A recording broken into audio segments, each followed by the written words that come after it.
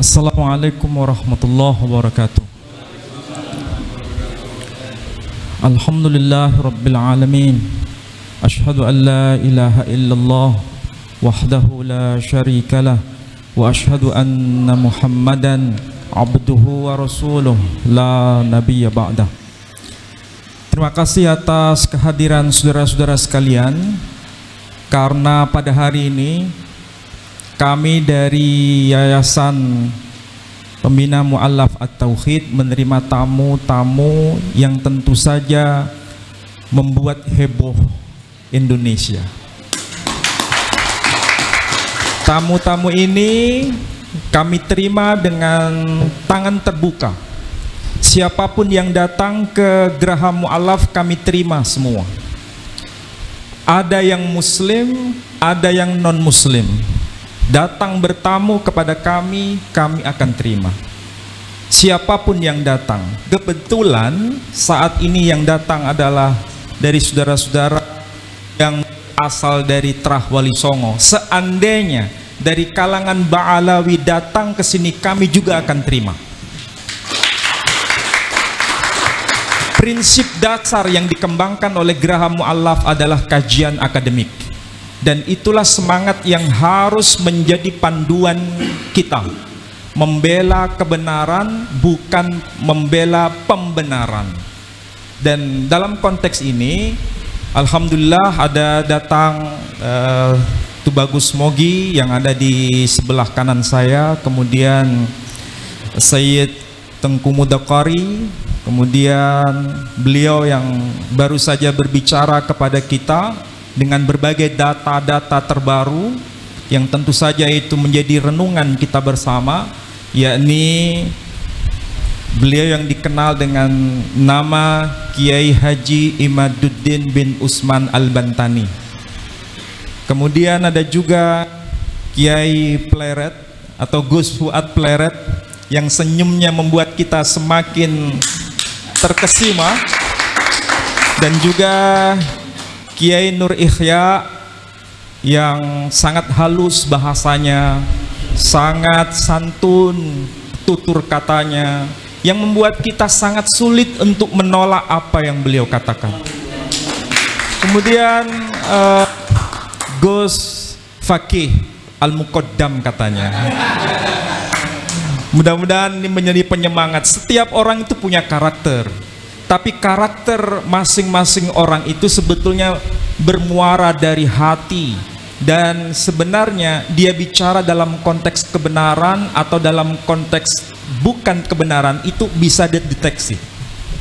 Dan saya kira kita semua punya itu. Nah, masalahnya apakah yang tadi beliau katakan itu manipulasi atau tidak? Pasti dan pasti orang yang cerdas dan waras bisa membuktikannya. Nah, saudara-saudara sekalian, saya tidak akan menjelaskan secara detail apa yang telah diuraikan oleh beliau-beliau tadi. Saya hanya ingin mengetuk hati kita semua bahwa untuk membuktikan kebenaran itu tidak cukup dari klaim sepihak. Ini sering saya ulang. Untuk membuktikan kebenaran itu bukan pada dokumen sepihak atau dokumen internal, tapi harus dokumen eksternal. Itu minimal yang harus kita pahami. Apalagi dalam konteks yang sezaman. Kita mulai dari tokoh yang tentu saja ini penting. Tapi sebelumnya saya ingin garis bawahi, agama yang ada di sekitar kita, sumbernya itu bila berasal dari sumber yang satu, pasti pesannya itu seragam. Apa buktinya? Muslim mengenal istilah salam, arti harfiahnya damai sejahtera. Nasrani dan Yahudi mengenal istilah shalom, arti harfiahnya damai sejahtera. Kalau kita lihat ajaran Hindu mengenal istilah Shanti, Om, Santi, Shanti, Shanti, Om, arti harfiahnya damai sejahtera. Buddha kita kenal dengan istilah Shadu, Shadu, Shadu, arti harfiahnya damai sejahtera. Agama Konghucu dan Tao berbahasa Mandarin mengenal istilah Sancai, Sancai, Sancai, arti harfiahnya damai sejahtera. Jangan diplesetkan jadi Shinchan ya. Sancai. Coba perhatikan itu dengan perenungan yang dalam. Mengapa muncul istilah salam, shalom, santi, sadu, sancai? Membuktikan bahwa sumber agama itu merujuk pada zat yang mutlak yang satu itu dalam bahasa yang berbeda. Tapi simbolnya jelas. Di situ kalau pakai bahasa anak milenial sekarang pakai simbol huruf S supaya gampang dipahami. Ini menandakan kalau sebuah agama, sebuah ajaran menyimpang dari ajaran yang menebarkan damai sejahtera, patut dicurigai apa itu sebenarnya yang diajarkan. Jadi semangat agama ke sana sebenarnya. Nah, dari sisi ini kita mulai lihat tokoh yang sering kita kenal. Kita mulai dari Al-Quran saja sebagai bukti internal.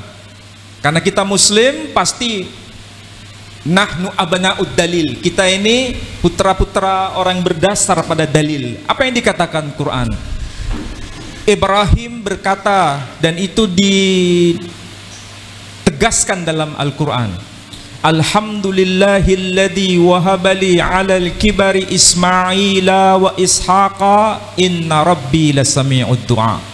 Segala puji bagi Allah yang menganugerahkan kepadaku di masa tua, yakni Ismail dan Ishak. Ini tercantum di surah Ibrahim. Perhatikan tuh baik-baik. Bukan bermaksud saya menggurui beliau, tapi ini coba kita resapi maknanya. Kenapa tercantum di surah Ibrahim menjelaskan Ismail dan Ishak? Ini dikuatkan dengan bukti eksternal. Sekali lagi, siapapun yang berhujjah hanya berdasarkan bukti internal cukup berlaku bagi kelompoknya sendiri. Tidak perlu memaksa kelompok lain. Tapi kalau ingin diakui sebagai hujjah yang kuat, maka hadirkan bukti eksternal itu. Bagaimana bisa dibuktikan data eksternal? Sebagaimana yang disampaikan dalam Quran, kita bisa lihat dari Alkitab atau Bible, atau orang Yahudi menyebutnya kitab Tanakh, dari kata Torah, Nevi'im, Bekhetuvim. Dalam kitab itu disebutkan, tentu bukan dalam bahasa Arab, disebutkan apa? Bnei Avraham, Yitzhak wa Yismail. Anak-anak Ibrahim ialah Ishak dan Ismail. Ini sudah menjadi bukti. Ada bukti eksternal.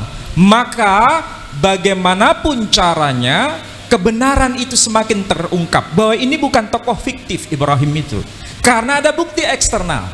Nama Ibrahim asalnya dari kata Abram. Jadi nama aslinya itu Abram. Abram ben Terah ben Nahor.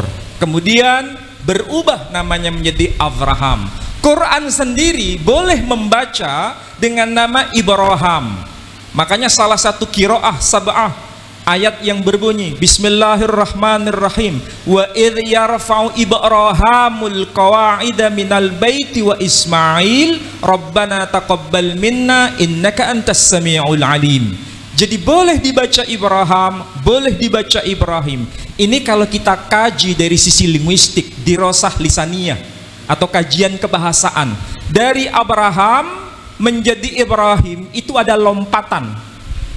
Maka supaya tidak melompat, perlu mediator, bahasa yang menjadi pengantar dari perubahan bahasa Arab ke bahasa Ibraninya atau sebaliknya.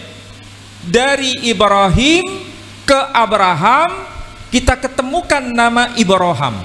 Logikanya dari Abraham, dari kata Ibrahim dan menjadi kata Ibrahim, ini pasti merujuk pada tokoh yang sama. Dan nama Abraham sekali lagi dari kata Abram. Kata Abram ini juga ditemukan dalam kitab saudara kita yang lebih tua. Apa itu? Agama Hindu. Kitab apa itu? Kitab Bhaviswa Purana. Disebutkan nama Abhiram, puter Terahan, puter Nahoran. Sementara dalam kitab-kitab klasik Islam disebutkan Ibrahim bin Tarih bin Nahur. Dari tradisi Yahudi, kitab Talmud ataupun Alkitab atau disebut Bible menyebutkan Abraham bin Terah bin Nahor.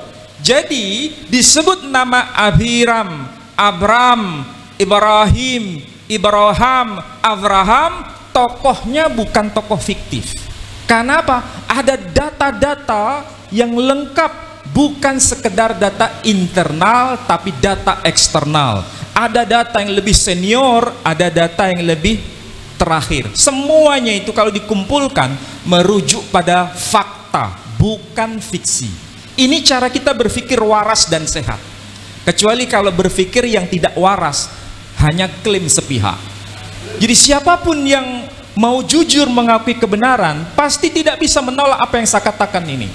Apalagi kalau dihubungkan dengan tradisi yang lebih luas lagi. Tadi sudah disinggung, misalnya, apa betul Bani Jawi itu ada kaitan dengan Ismail, ada kaitan dengan Ibrahim. Ternyata data ini juga dikenal dalam historiografi Nusantara sendiri. Tokoh Aji Saka itu bukan hanya diakui di kalangan orang Jawa, orang Sunda juga mengenal itu, Aji Saka. Kalau di Jawa menyebutnya Aji Soko, di Madura juga mengenal itu, nama tokoh itu. Dan kalau yang manuskrip yang Jawa menyebutkan bahwa orang Jawa itu dikenal dengan sebutan Bani Jawi, tapi dalam makna sempit, bukan dalam makna lebih luas. Dan disebutkan wayahipun Nabi Ismail. Itu perlu dibahas sebetulnya, karena orang Jawa sendiri kebanyakan yang generasi milenial ini jarang sekali buka-buka manuskrip, jarang sekali buka-buka data tradisi mereka sendiri. Kebanyakan mereka belajar dari sisi tradisi asing. Nah, berkaitan dengan itu, maka perlu namanya penyadaran bahwa negeri kita ini jangan sampai kita buta dengan sejarah kita sendiri. Saudara-saudara yang generasi muda punya kewajiban untuk menelusuri kembali kekayaan budaya kita, artefak kebudayaan kita itu begitu luar biasa. Maka inilah waktunya bagi saudara-saudara untuk merefleksi diri. Dan Kiai Imaduddin Al-Bantani sudah memberikan semacam preambul bagaimana cara mengkaji data itu secara baik. Ada plus minus itu pasti, tetapi bukan berarti kita ini tidak mau baca. Masalahnya masyarakat kita ini tidak mau baca. Bahkan sebelum mendengar sudah a priori.